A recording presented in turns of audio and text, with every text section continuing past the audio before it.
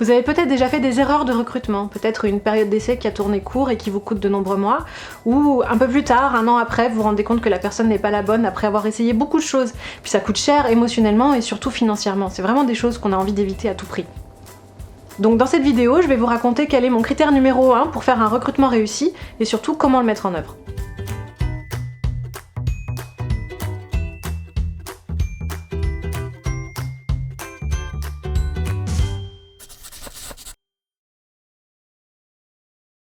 Bienvenue sur Open Opal.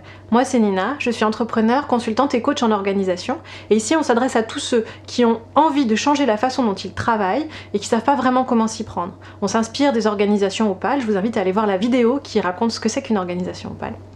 Donc en général, quand on recrute, on a une idée très précise des tâches qu'on a envie de faire à la personne et donc on va aller chercher les compétences qui vont en face. Donc par exemple on cherche un développeur, on va chercher un développeur qui sait exactement le langage dont on a besoin. Et souvent, on néglige les critères de savoir-être sur la façon dont les gens se comportent. Pourtant, la raison numéro 1 pour laquelle on se sépare de quelqu'un, c'est pas sa compétence technique. On est même prêt à garder quelqu'un qui n'a pas la bonne compétence technique s'il rentre très bien et s'il est très bien intégré dans l'équipe. La raison numéro 1, à partir du moment où on dit là c'est plus possible, il faut s'en séparer, c'est des raisons de comportement. C'est un petit peu vague ce que c'est que le comportement et c'est peut-être aussi pour ça qu'on n'arrive pas à l'intégrer dans un process de recrutement de manière systématique. Et moi j'aime bien penser ce critère de comportement comme une adéquation culturelle.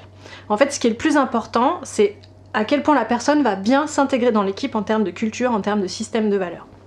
Alors d'abord, il faut savoir ce que c'est que votre culture, il faut que vous l'ayez identifié.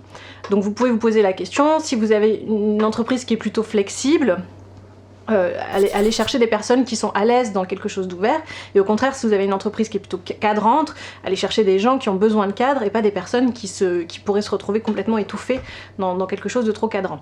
Définissez d'abord votre culture et ensuite communiquez-la au candidat lors des entretiens, soit de manière informelle en lui racontant un petit peu comment ça se passe, soit de manière formelle en rédigeant un handbook, c'est quelque chose que j'aime beaucoup faire et que je vous invite à faire si c'est pas fait, qui rassemble tous les éléments culturels de votre organisation, comment ça se passe chez vous. Ensuite, c'est important d'exposer le candidat à le plus grand nombre possible de personnes qui composent cette culture, pour que vous ayez un échantillonnage de capteurs sensibles le plus grand possible. Et surtout, exposer le candidat aux personnes qui font la culture. Donc ça peut être le Jean-Michel qui organise les apéros du mercredi soir, ou le Jean-Bernard qui fait les après-midi Mario Kart. Exposer le plus possible le candidat à ces gens-là. Et donc une bonne façon de faire ça, c'est de proposer au candidat de venir passer une demi-journée d'immersion avec vous. De toute façon, c'est quelque chose qui est super pour le candidat, parce que moi, si je cherchais un job, je serais super contente d'aller vivre une demi-journée dans l'équipe pour voir un petit peu comment ça se passe. Et vous, ça vous coûte pas grand-chose, et vous pouvez récupérer beaucoup de feedback de la part de tous les membres d'équipe sur ce critère-là. C'est important que tous les membres d'équipe soient d'accord et que ce critère-là soit formalisé. Il y a une entreprise, une start-up technologique que j'aime beaucoup par exemple, eux ils sont à fond sur leurs produits, ils sont complètement passionnés par l'innovation technologique de dingue qu'ils font, et leur critère c'est les étoiles dans les yeux. Il faut que la personne ait les étoiles dans les yeux pour le projet, pour le produit. Et donc trouvez votre critère à vous qui soit facilement compréhensible par la totalité des gens de votre entreprise, et ensuite exposez le candidat pour essayer de voir s'il passe ce filtre-là ou non. Et ensuite, le dernier conseil que je vais vous donner, c'est écouter les signaux faibles. S'il y a une personne qui vous dit « Ah non, non, là, je le sens pas, il a pas les étoiles dans les yeux ou il a pas votre critère », écoutez-le.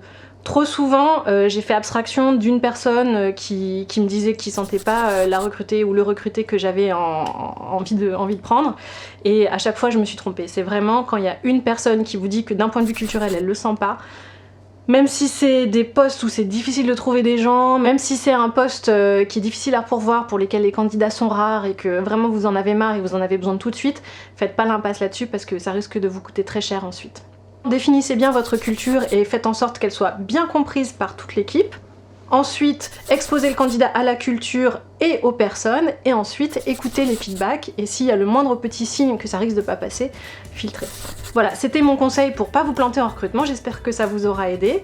N'hésitez pas à me dire si vous avez envie de quelque chose de plus approfondi sur le processus de recrutement, il y a plein d'autres choses à dire. Si vous avez aimé, n'hésitez pas à mettre un petit pouce, ça nous permet de gagner vraiment en visibilité.